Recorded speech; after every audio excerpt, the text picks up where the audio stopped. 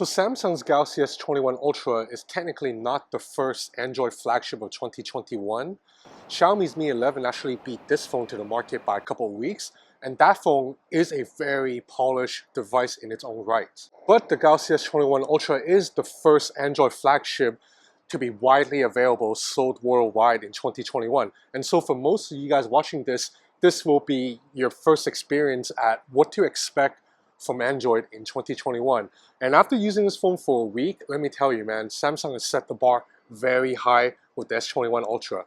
Hi, I'm Ben, and you're watching XDA TV. This is my full review of the Galaxy S21 Ultra.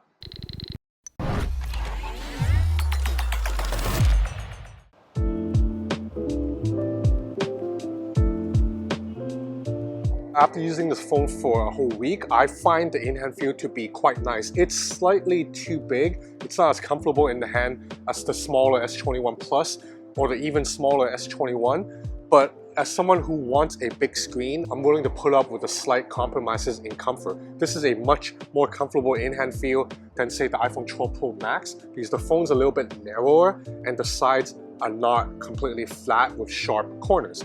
In fact, I think Samsung's figured out the perfect level of curvature for its screen. So the S21 screen is still curved, but it's relatively subtle, just enough that it still gives it a little bit of a visual flourish. In fact, I find the S21's completely flat panel to be a little bit boring and bland by comparison. But the curves are also not so dramatic that they distort colors on the side. It doesn't happen here. And also, you don't have to worry about accidental palm touches because it just doesn't happen. Speaking of the 6.8-inch display, as expected, this is a top-notch panel without the notch, get it? It gets super bright at 1500 nits and maxes out at a resolution of 1440 by 3200, and it refreshes up to 120 Hz. Now I think overall Xiaomi's 120 Hz panel still appears a little bit more fluid to my eyes than the S21 Ultras.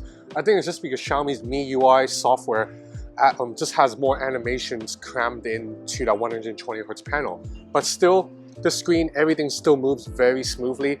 If you jump back to a 60 Hz panel like an iPhone 12 mini I have here, or like an LG Wing, animation just does not look as smooth as they do on the Galaxy S21 Ultra. So there's a small hole punch cutout housing a 40 megapixel selfie camera that takes pretty good selfies.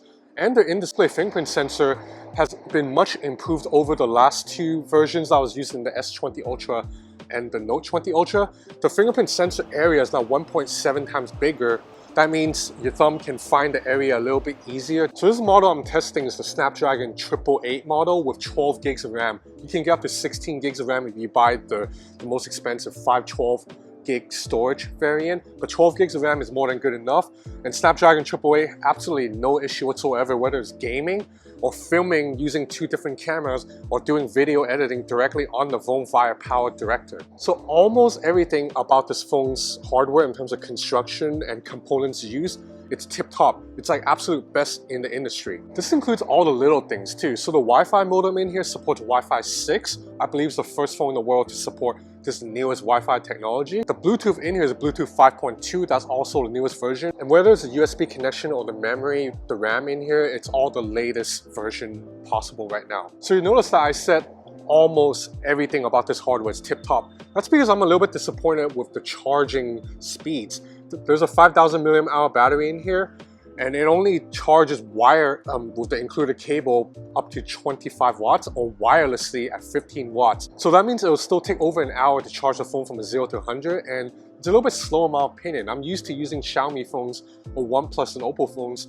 that you just plug in the phone for 25 minutes and it's completely filled up. Now as for battery life, it's interesting. I find that almost every American reviewer say they can get 1.5 days with this phone, and that just has not been what I've been getting. Now, this happens to me all the time. I find that every year when they review the latest iPhone or the latest Samsung Galaxy, their battery life is always a lot higher than what I get. I think maybe it's a combination of maybe Hong Kong's cell towers require switching a lot more often, or maybe because I'm just like that obsessed with my phone that I use it more than all of them. But there's no way this phone can go 1.5 days for me, basically. I'm still pretty satisfied with the battery life overall though. I would say from a full charge, the phone gives me about 4.5 hours to 5 hours of screen on time and generally can go about like a 14-hour day and finish with about like 10% battery life left. Now as for cameras, there's a quad camera system here. You have an ultra wide angle camera, 12 megapixel, 108 megapixel main camera with a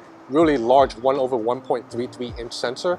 You have a 10 megapixel periscope zoom lens that gets 10 times optical zoom. And then you have here an additional 10 megapixel, 3 times optical telephoto zoom lens that has a 70mm focal length. That's ideal for portraits. This sensor up here, if you're wondering, is a laser autofocus. Now all 4 cameras work very well. I'm particularly impressed by the 108 megapixel sensor because of the huge sensor. It can pull in so much light so that even at night you don't need to use night mode.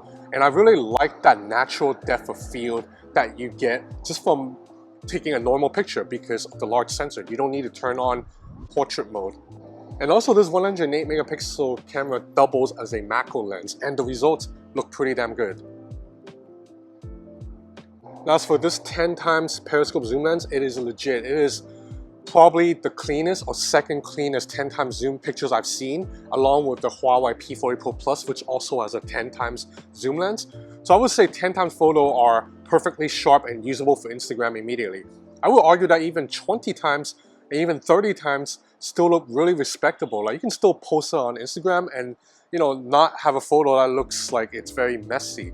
Now you can zoom all up to 100 times, and at 100 times I admit, okay, then you start losing a lot of details, photos turn out a little bit blurry. But just the fact that you can get so far, it can still help you in a pinch. Like for example, if I need to read a street sign or a menu from really far. But the feature that really blows my mind with what Samsung is able to do is zoom lock. So basically, if you zoom beyond 30 times with the periscope zoom lens camera, the phone's AI will automatically lock onto a subject, and then at that point, the viewfinder remains stable. It no longer shakes very heavily, which is what you usually get when you zoom in really far with a smartphone camera. This is a game changer, and I think Huawei will have to catch up in this area, which they might with the Huawei P50 Pro, who knows. Now the 3 times optical telephoto lens has a 70mm focal length. That's ideal for portraits. So that means when you switch to portrait mode now, it automatically zooms in almost 3 times, so that's a little bit tight.